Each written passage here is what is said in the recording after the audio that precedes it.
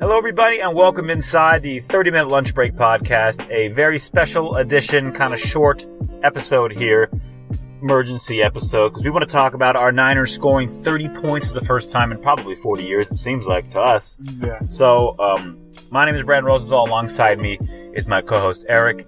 We usually record on our lunch break or before work, and it's usually a half-an-hour podcast, so if you're first time listening to us or seeing us, episodes are usually much longer than this, but today we're going to focus on our favorite football team, the San Francisco 49ers. Yep. So, last night they had a football game on Thursday night. People thought it was going to be a shitty game. I thought it was going to be a Shitty game. And it turned out to be a pretty damn good game. Yeah, it was a good game. So, Really good game, actually. I want to talk about you and think, okay, well, should we overreact? 39 points is nice. What were some of the things you liked being a Niner fan, since we're both Niner fans? Well, scoring 39 points, like you said, scoring 39 points is nice. But if you lose the game, that means someone scored more than 39 on you. So it kind of, it's Oh, yeah. one of those things. Yeah. 39 if you won, like, if it was 39-13. But when it's like... Even 39-38. And you lost? No. You know what I mean? Like, shit, that means we gave up more than 39. So if we're impressed with our 39, we got to be impressed of what the other team just did. Yeah, the Rams dropped 41 on us. They were 34 for 34 on their end. We gave 7. But again, they got it. They got it, but they also fumbled right by the goal line, and we did the same thing. You know, like but the pick sixes are different in that way because of pick six. Look, Tavon fumbled the kick return. That's what I mean. Like they fumbled twice. But a pick six is to start the game first. Doesn't mean you fumble. Now you're in good position. That means you already got the touchdown. So, what were you feeling? Well, but that one wasn't even a pick six. Well, yeah, it was pretty much a pick six. What were you feeling when Hoyer threw that ball? Were you feeling, right before, were you feeling confident, like, oh, he's going to air it out right now, or? Well, that throw, or you mean like before the game? Right before the game, and then right when that throw was happening. Well, no, I thought I didn't believe that he was going to try to air it out as much. And then in that position, I'm thinking, he's about to try to throw some quick little out, which is what the kind of throws he likes to make. I mean, it looked like an interception to me as soon as the camera turned on it. I was like, oh, this is an interception. This is like that's the one throw you don't make in that situation. It's crazy, you know what I mean? But it happens. He was hyped. Maybe it is like you said. Well, it actually ended up being that way, but it was like the fact that he was gonna air it out. Some guys air it out means throw whatever shit you see. Yeah, that is an air out. That means stop thinking. You still could think a little bit. You don't have to stop thinking. Stop thinking 100%? Yeah, stop using your brain and just start airing it out. No, it doesn't have to be that way. I'm definitely happy that Shanahan's magic decided to show up on offense yesterday. Whether it's Shanahan or whether it's just finally them getting some breaks, whether that's a bad turnover from the Rams, get us in good field position. Because, for example, that game could have gone south real quick. Well, it did. It went north again. Well, that's the thing. But I'm saying early on, and I don't know if we can recover from that, because we were able to get our first touchdown off of a penalty. Yeah. So that really saved our Offside. drive. Yeah, it was an offsides. Off a punt. On a punt. So, yeah, right. Oh, no, it was on, third and whatever. No, it was a punt. We were already punting. And then the guy on the side was like, give us a rock again, please. Unbelievable. So, and those are the kind of mistakes you don't want to do. Never. Like in basketball, for example, if you give up a layup, or you miss a layup, wide open three, they're always going to hit the three after you miss a layup. But there's some, unwritten rules that you just know are going to happen. Like, if you give a team another drive on fourth down, another chance, they're going to score. So either, with us, we just happen to score a touchdown. Well, and that's why, there was a lot of impressive shit in this game. But at the end of the day, I don't want to be that guy, but that's why I went back to the fact that we got the L. It's because, like you said, there's kind of rules to this shit sometimes. And this screamed everything that needs to happen with the way the Niners are playing right now. This screams of the perfect situation where the Niners needed to win. Yeah. But they still didn't even get the win. And couldn't even get the win. I mean, they were at home. It was a primetime game. They had the long week. You know what I mean? I mean, not long week, but they had the... They had the short week, but they had the Rams on the short week, too. Yeah, exactly. They had the advantage being the home team. That's what I meant. And, and at the end of the game, they kick an onside kick. Usually you don't recover those. You recover How many chances do you need? You know what I mean? It's just... But they still couldn't get... But again... Still couldn't get it done. Got to take some of the positives when your team hasn't scored a touchdown. No, and we scored a bunch yesterday. I don't agree with the call on Taylor, but that's just one call in the whole scheme. In the whole scheme of the game, might have been a bad call, but But I get it, because it does feel like for the fan base, because if you go can't online, catch a break. Everybody was like, "Fuck, they screwed us." You know what I mean? But it's like I told you, we screw ourselves. Like I told you, no, but I told you earlier.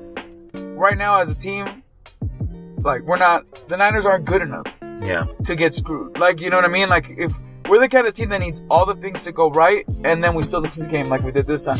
But you know what I mean? Most things to go right, but, like, like, shit like that can't go down. Like, they still, but look, the challenges, they overturned a couple calls in the Niners' favor. So much shit went the right way. I mean, it's not like they gave them calls because they were the right calls, but what I mean is they had to go back and correct shit in order to give the Niners a chance. And it didn't seem like Carlos Hyde was going to not play the rest of the game, which really would have killed a lot of people's fantasy teams. Fuck the fantasy shit, to be honest. But him and his Niner career, if he can't play. But as a 49ers, that's about the one positive thing that they've been having the whole season. Oh, yeah. So that would have been a humongous blow. It would have been a huge blow. Props for him to come back, and not only to come back, to run it, that goal line stance, you know what I mean? He's skinnier. He looked like he lost some weight. But he didn't lose the balls and the heart. No. That's why that goal line stance for a guy, especially the guy that was hurt earlier in the game.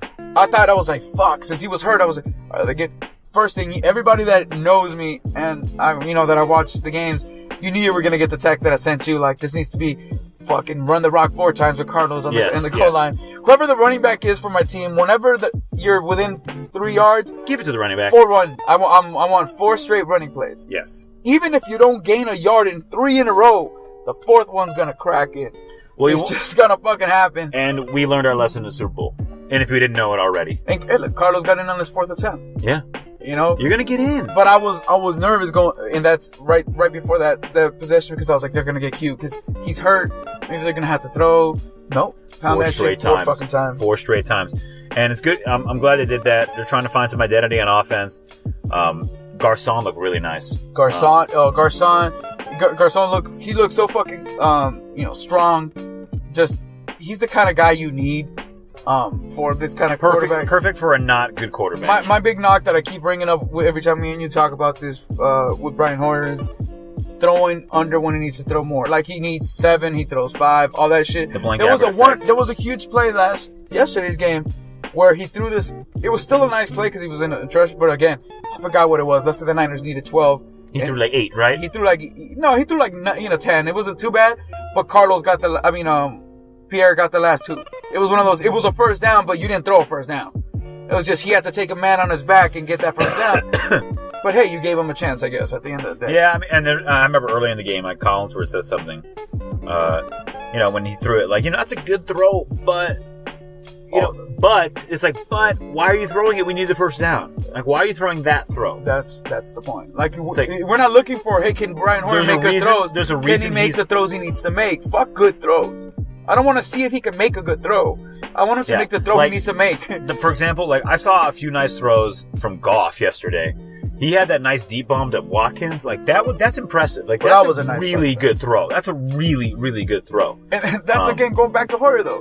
What have we been saying? Throw the fucking ball. Throw it deep, because that could happen. Because you got the shit he was throwing was looking ugly as fuck. Some of those just were ducks, but hey, it got there, and Pierre, or whoever it was, Marquise, the 50-yard catch. They fought for that one catch. Yes. Give these guys a chance. The Niners, we don't have a good team right now. You're just going to need to do shit, like throw the fucking ball up there. I mean, especially if you have some playmakers who may or may not be playmakers, let's see what they got. Let's find the fuck out. Let's find out. Let's see if... 0-3, especially now. 0-3, what the fuck? 0-2 is enough to say you're probably not going to make the playoffs. 0-3 at this point. How many 0-3 teams ever made the playoffs? The only way you're going to do this is you better get fucking crazy now. Yeah, you have to. You just have to be like, well, what do we got? I doubt. Or just don't. And just give up. Did you even hear Gurley, last night in the interview? He kept it real. He's like, we have to keep it real. Like, we won 5 games last year. We're not looking to make the Super Bowl right here. We're just trying to take it one game at a time. And I think we need to do the same thing. And we can't get stuck in this microcosm of playoffs or not, or because right now obviously it's a no. It's a no. It's a fuck no. It's almost a fuck no. Like, there's still we have to tell ourselves, and even mathematically possible. There's no way, we're not even mathematically eliminated yet. So I mean, even technically, we can't say no. Exactly. But we could go on an 8-game losing streak, and they still wouldn't. Not yet. But I've seen worse teams win games. That's what I'm saying. Like, we are not as bad as we were last year. That's for damn sure. We're not as bad as we were 2 years ago. We're figuring things out. We have a lot of new players, a lot of young guys, and our offensive line is still figuring things out. Yep. And look, I'll tell you this, it might even sound weird. This is why I guess I'm going to be the guy that's going to be bringing it back down to the negative side of it. Mm-hmm. But We have to go I want to negative. be happy. We're 0-3. I want to be happy about it, and whatever it is, you want to enjoy shit when your team sucks. You don't want to be the guy that's just focusing on the bad shit. But we gave them props for sticking in there with the Panthers. Are the Panthers that good this year? We gave them props for sticking in there with the Seahawks. Are the Seahawks even that good this year? We don't know. And then here are the Rams at home. The Rams aren't the best team in the league either.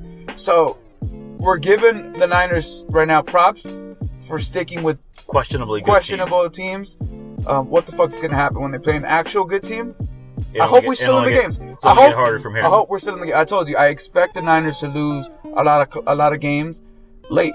You know what I mean? This one was different because they were down early and they came back. But I see the Niners being close going into the middle of the third quarter, maybe even the fourth, but then getting, they not finishing games. Who do we play next week? Do you know? My phone's recording. Yeah, let me look it up. But what's it called? Hey man, to me, I just want to preview our next. You're trying to say 0-4 already, right? I just want to see our next couple of games to see what we're looking at. Are we going to be good? Do we even have a chance? Do the defenses get better or worse? All right, they got the Cards coming up. Oh, okay. So this is an easy part of the schedule right here. The easiest, I'd say, if you can choose easy, right? Yeah. Cards, Colts. Is that it? Cards, Colts, and Redskins? Yes, I agree with you. But remember, if we're going to what's happening right now, what if these first 3 games we went to is the easy part of the schedule? I know. And then we still went 0-3. Well, we know the Colts and Cardinals are at least on our level. Yeah. They're... Ooh, yeah. They're better. They maybe. I don't know. The Cards have a win. But look, I don't think the Colts are. You're right. They should definitely. And that's what I'm saying. And the Cardinals, we'll find out on Sunday what the Cardinals are. But that's a decent. And then Cowboys, Eagles, and Cardinals again. And then look, and that's the thing though. You never know. The schedule can be one thing before the season, and then all of a sudden the tough games you thought were tough aren't tough because the team isn't good. Yeah. Like, for example, the Seattle games, they might not be as tough as we once thought. And that's the point that I'm making right here. It's like, you're right. We showed some improvement, but is it improvement, or was it that we got lucky that we played 3 shitty teams? I think. We beat the Rams 2 times last year. And that's another thing. On top of being at home, all of that, you're playing the team the only team you've beat in the last couple years, and then now you lose to that team. So now it's like, if we couldn't beat any other team, we couldn't even beat the Rams this year. No. Look, they look. I agree with you though. They look better in a lot of. It's hard to. I've been happy with the defense. Didn't really want to mention him here because it's kind of hard to give a defense props when you give up that many points. Yeah. But they did look good. They're looking good. They did. Getting injured at certain positions also is bad. Yes. Hurt. So and not having Reuben Foster there is really hurting. That's huge. It really is, because he's a very active linebacker. It's a young ass defense too. Very young defense. Armstead got in there. I still haven't seen, and they're really doing a good job of containing Thomas. Thomas got it. Yeah, he got some nice fucking plays, but like they're doubling him. They're putting their best. He had a nice tackle on that when he got Gurley. Just straight up, just said, "No, what the fuck's happening?" Before we leave, what do you think of Navarro? He's making all the right reads. He's putting all the guys right where they need to. He looks a little rusty. He said the team and him, the short week was kind of responsible why the defense wasn't all that sharp. But he was missing some tackles that, to me, not big deal tackles, because I see guys miss these all the time. And it's Gurley. Yeah, he's missing. No, not even that. It wasn't just Gurley. But my thing is, these are not tackles Navarro misses. That's the only reason why I was a little like, whoa, what's going on here? Well, because I said But he had that one nice stop. He still makes the plays. Yes. It's just Navarro. If you're a Niner fan, or if you just watch fucking football, period. Yeah. This guy didn't miss fucking tackles. Straight up didn't miss tackles. And maybe you're right. And I do think his advanced age from 4 years ago and the surgeries definitely hurt him on a 3-day rest. Yes. So 7 days in between, I think he's okay. So you can see what happens. Watch now. I'm excited to see him week 4 with 12 days off. Yeah, and I'm ready. The good thing so far is he's that, which is why I started. Started with that point is. He's still leading the defense like he needs to. Yeah. He's still setting guys up. He's still calling the shots. All that, he hasn't made the mistakes. Again, even when he missed these tackles, he was exactly where he needed to be. Yeah. He just didn't make the tackle. And he would be able to bring guys down with one arm before. And it's that left arm, too. And he's the lefty. But it's because he wasn't even going with the arm. Is because he was just straight shoulder and massive arm. Yeah, so I'm looking forward to seeing him get back. Give me a prediction for week 4. Arizona, right? At Arizona? Yeah. The way they've played, again, like you said, we don't know, but let's just go that we're going to, they seem improved to us. We're going to give them credit for these 3 close games. And I would say that team should beat the Cardinals. I agree.